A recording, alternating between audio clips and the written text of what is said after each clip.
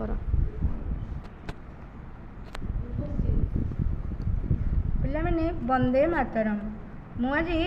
तुम श्रेणीर स्वाधीन जातिर नूतन मूल्यबोध विषयटी को पढ़ाऊँगी। भल भाव देख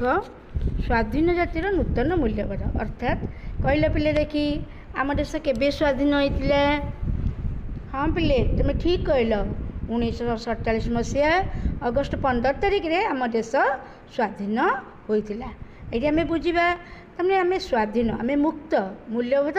मूल्यबोध अर्थ गुण। ताले मु बर्तमान विषय को रिडिंग करछि तो आने देख मनुष्यर बोध हुए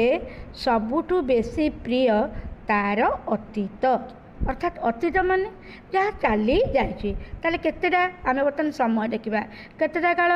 वर्तमान काल अतीत काल भविष्यत काल तमें देख आमर जहाँ चली जाइए तार इतिहास आउ थे रिडिंग कर तुम देख मनुष्यर बोध हुए सबुठु बेसी प्रिय तार अतीत प्रिय अति निजर है कारण कौन तार अतीत कथा बेसी तार निजर जहाँ इतिहास रे लिपिबद्ध हो रही जाइए से तार अतीतर दिन को प्रति वर्ष नित्य नूतन रूप से देखा चेष्टा करे से कौन करे ता अतीतर दिन गुड़ी को सब बड़े नुआ कर देखापी चेष्टा करे निजर जन्मदिन जेमिति पालन करे तार निजर जन्मदिन जेमिति पालन करे जाति और देशर जन्मदिन सेमिति पालन करे पिला माने तुम समस्त जन्मदिन हुए ना नहीं। अच्छा तुम्हें मान जन्मदिन जेमिति पालन हुए ना आम देशर जन्मदिन भी ठीक सेमती पालन करा जाए। एथिरे तार दुईटी लाभ हुए कौन कौन दुईटा लाभ हुए ना अतीत कथा को मने पकाई से शक्ति संचय करे अतीत कथा को से मने पकाए और भविष्यतर निर्माण पाई मार्ग प्रस्तुत करे भविष्यत किपरि हम से कौन करे बाट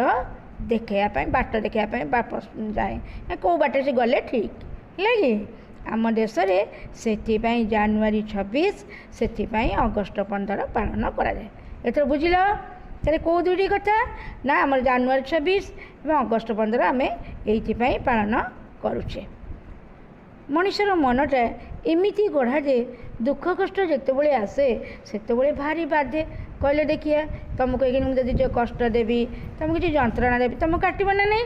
तेणु जिते आमको दुख कष्ट आसे बहुत बाधे किंतु से ही दुख कष्ट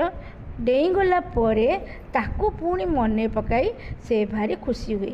आमको से धर गोटे कमटे आमको पड़ा आमको कष्ट लगे पुणी बहुत कष्ट लगे पुणी जिते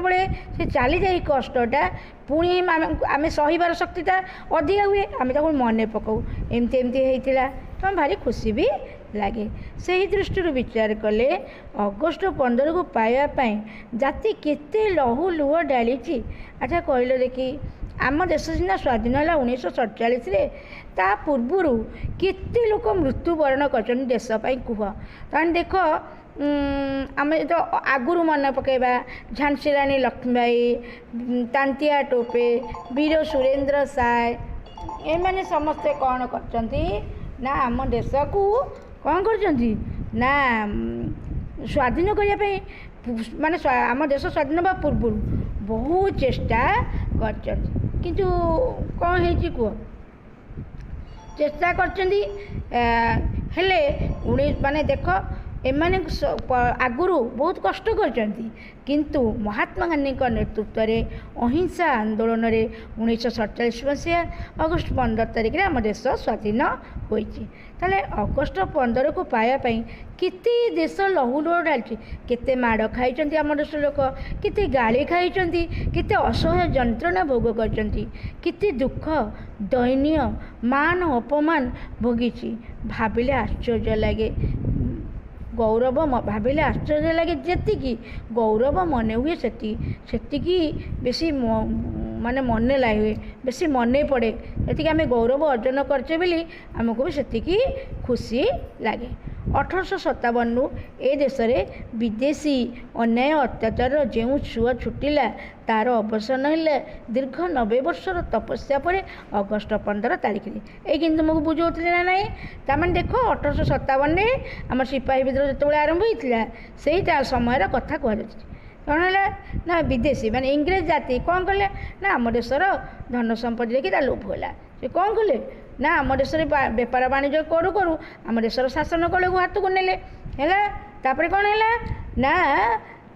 आम देशर शासन कल को नेला परे आम उपर अनेक अन्याय अत्याचार कले एवं तार अवसान अवसान अर्थ शेष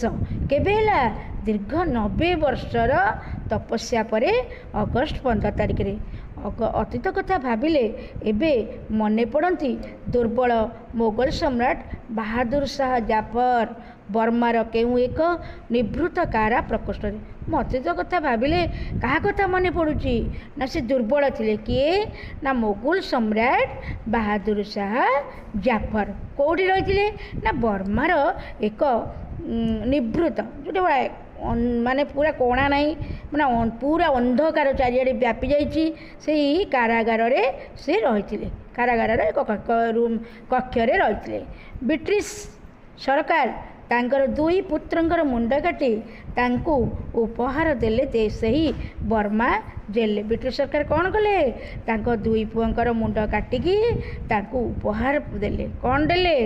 ना बर्मा जेल तांको देथिले सम्राट थिले जड़े कवि सम्राट जड़े कवि थिले कांदी कांदी कविता पंक्ति रे लिखि जाइथिले कांदी कांदी कौन कले कविता धाड़ी रे लिखि देइथिले मातृभूमि रे मरिबा पई 3 हाथ जमी मते मिलिला नाही 3 हाथ जमी मते मातृभूमि रे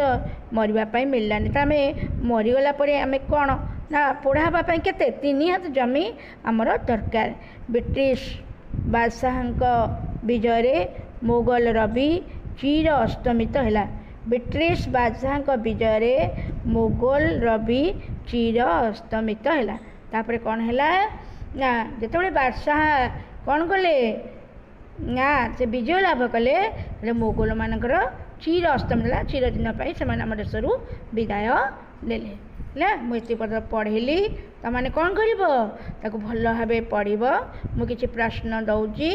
तमाने तार आंसर भी लिख तुम बर्तमान देख आमर प्रश्नावली की देखा बर्तमान केतोड़े प्रश्न देती मु तुमको कहूँ देख 1 नंबर क तुमको प्रश्न पढ़ुनी कहीदेवी तुम 5टी क ख ग घ उ पर्यंत तुम्हें कौन कर प्रश्नर उत्तर खोजिकी लिख से वंदे मातरम।